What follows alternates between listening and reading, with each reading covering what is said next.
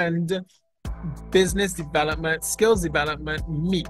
Today, we are here at WorldSkills Barbados, headed by phenomenal chef Mr. Peter Edie. And everyone knows that he is a beloved celebrity here in Barbados, but he's also brought along some international chefs. And today, you're going to get to meet one of them. Please tell us your name and your certifications. Sure, absolutely. My name's John Woods. I'm certified through the American Culinary Federation, whom I'm representing here today.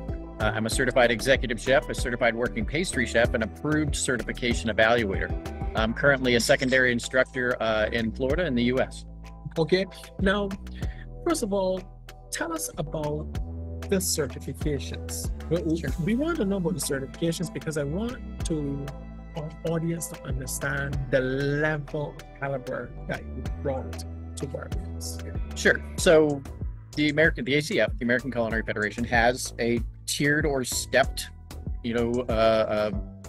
certification process. So like what we're doing here today, we're doing some of the what we'd say entry level. These are students that are in school. I do one at my school for even secondary students. That's one level below this. Right. And then the idea is that these students would, basically level up, throughout their career. So as they go to work, so as they go to work and they gain experience, whether it's, through skills, through knowledge, through leadership in their businesses or at their certain careers, then they can level up to, like say today we're doing, or yesterday we were doing a certified culinarian in association with WorldSkills and their practice for that.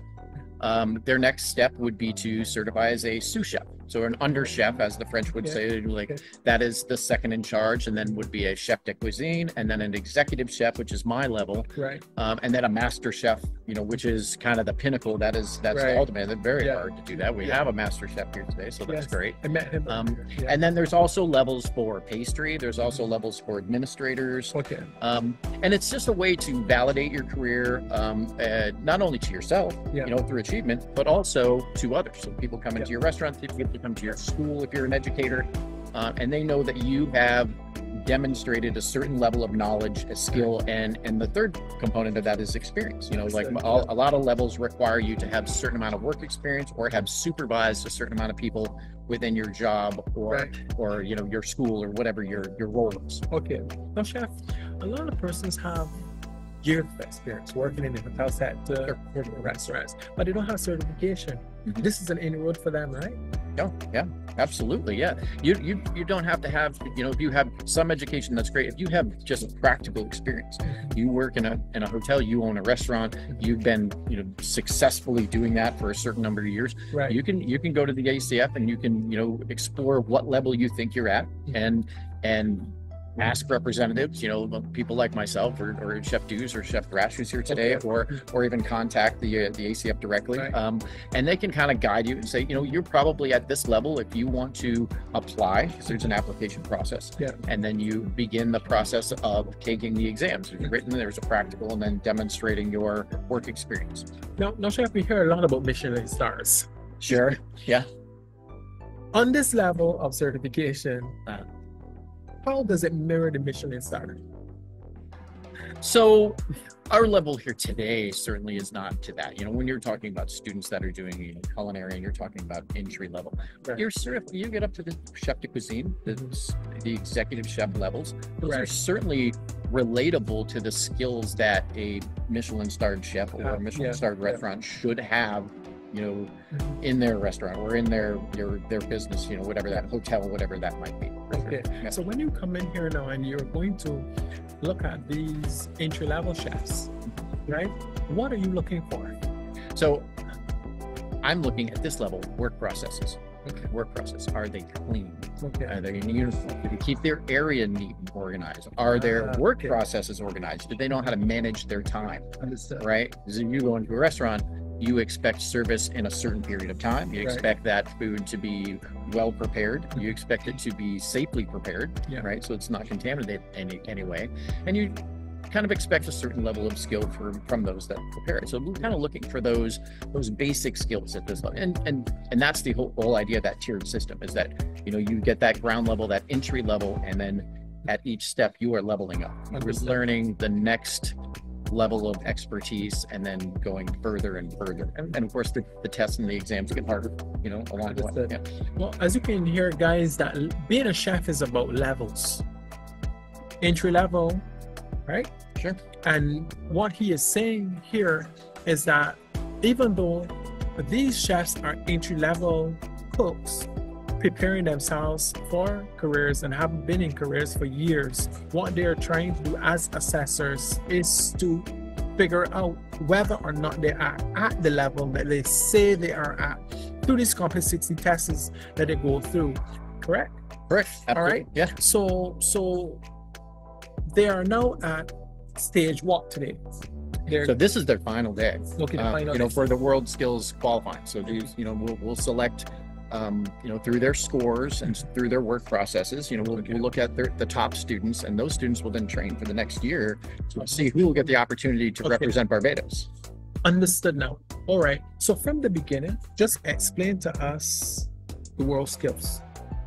So WorldSkills is an organization where students can take their skills, and they can go then compete against, and at the world level, they're competing against other countries. They're competing at students in all over the world. Right. And the host country, whoever that is, next year, I think it's Beijing in China, the host country will actually put some of their cultural spin on that test. Wow. The students won't always know what they're going to do ahead of time.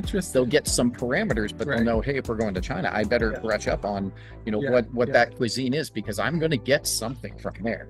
You know, so if you have an expertise in Caribbean food, you know, you have to somehow translate that over to, you know, if it's China, if it's France, if it's, you know, wherever they're going, you know, because there's going to be some aspect of that. They are also looking at, again, all the things that we would look at today. You know, they're looking at food safety, organization, time management, you know, professionalism in uniform and skills and all that. So, okay. Now, my last question, chef. How did you become a chef? So I initially, you know, I cooked with my grandmother. Wow. That was my, from 9 years old, I had a French grandmother. She cooked all the time. And it was my favorite thing to be kind of at her side. I didn't know until I was older that she was giving me all the crappy jobs. I had to chop the onions, I had to rice the potatoes, and I didn't realize till later on she was having me do all what we would call a commise, which is like the person kind of assisting along the way. But she gave me a love for cooking, a love for, you know, preparing food. I look at it like, you know, everyone eats, and when we start, you know, eating together, we start going to different places. We see culture. We you know, we meet people from all over with different, you know, different foods, different spices, different preparations. I just love that about it. You know, I love the fast pace of the restaurant. I worked in restaurants for years before, you know, turning to education, and now my thought is I like to pay it forward. I tell students that all the time: pay it forward. If I teach you, you teach someone else. So when you had to transition from cooking to education, right, what was the biggest mishap for you? So I would say that probably the thing that I initially struggled with most, I teach secondaries, high school students, you know, 16, 17, 18-year-old students.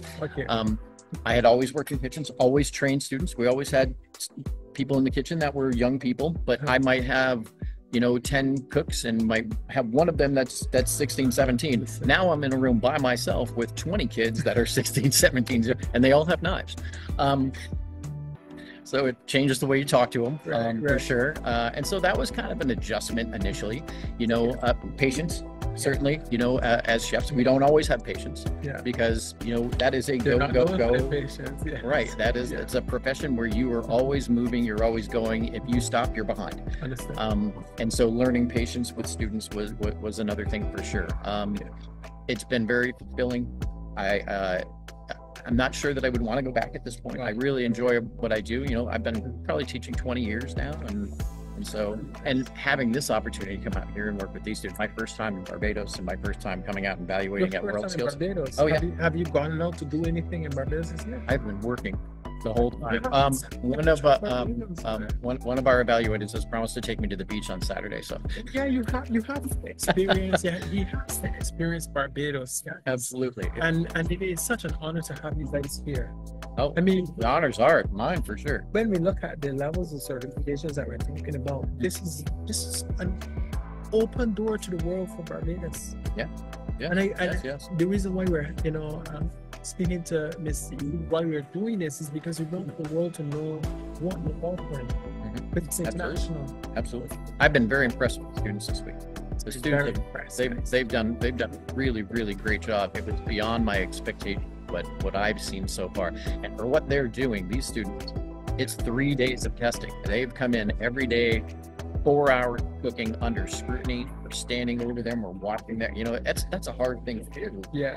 And every day they've showed up and they're still working and they've really done a great job. This has been a great opportunity. And you can hear them in the background beating the door, guys.